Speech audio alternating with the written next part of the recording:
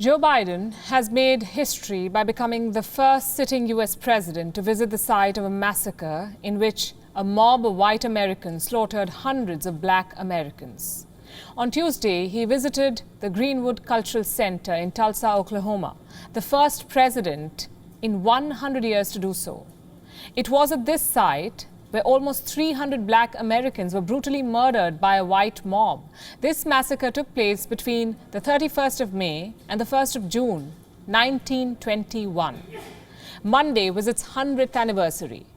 What triggered this massacre? How did it unfold? Why was it suppressed in American history books? And how does it echo in today's America? Here's a report. I'm the first president in 100 years ever to come to Tulsa. And I say that not as a compliment about me, but to think about it. 100 years and the first president to be here during that entire time. And in this place, in this ground, to acknowledge the truth of what took place here. In 1921, from the evening of May 31st until the afternoon of June 1st, a violent mob of Tulsa's white residents killed hundreds of black Americans and left their locality in ashes.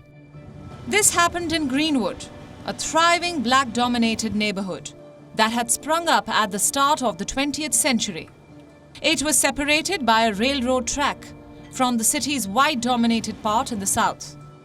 The neighborhood's progress and prosperity stoked resentment among Tulsa's white residents. Racial tension began to surface. On May 30th, 1921, it reached a tipping point. A black man named Dick Rowland was imprisoned for allegedly assaulting a white woman. The next day, an inflammatory report in the Tulsa Tribune spurred a confrontation between black and white armed mobs. By the morning of June 1st, the white rioters had looted and burned down the Greenwood area, leaving 300 dead in the violence and nearly 10,000 homeless. Some of the rioters were assisted by city officials who indiscriminately shot black people on the streets, as planes from above dropped dynamite on the neighborhood. The black Americans who survived this were imprisoned and sent to internment camps. For 8 decades, the massacre was barely mentioned in newspapers, school textbooks, and governmental conversations. It wasn't until the year 2000 that the slaughter was included in school curriculum in Oklahoma. It entered American history books only recently. A 2001 report by the Tulsa Race Commission revealed how the massacre was actively covered up, how Tulsa city officials hid the bloodbath, shifted the narrative by calling it a riot, and blamed the black community for what went down.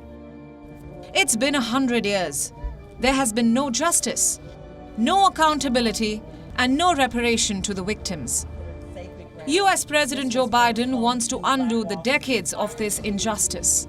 He went to Greenwood on Monday to meet the survivors, the first sitting president to do so in 100 years. 100 years ago, at this hour, on this first day of June, smoke darkened the Tulsa sky, rising from 35 blocks of Greenwood that were left in ash and ember, raised in rubble. But will these acknowledgements be enough? The situation of black people isn't any different in today's America. 1 in every 10 black men in his 30s is in jail on any given day. Nearly 72.4% of black students attend a high-poverty school. An average black worker earns just 62% of an average white worker. And 28% of those killed by the police in 2020 were black Americans. The Tulsa Massacre isn't history. It continues to echo in America in different forms. Bureau Report, WION, World is One.